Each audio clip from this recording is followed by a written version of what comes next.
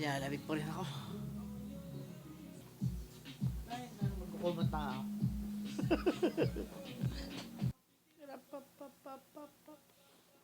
Kaso baka antong na naman ako dito sa kumot. Alam ko na. Teka lang.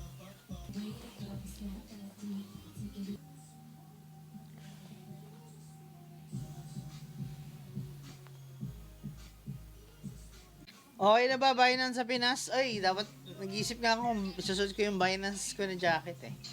Next game, suot ko yung Binance ko na jacket. Hindi ko pa natatry pero based doon sa nakita ko, parang they partnered with Black Shoal ata yun. That made them possible to operate again, I think. You know, oh ha?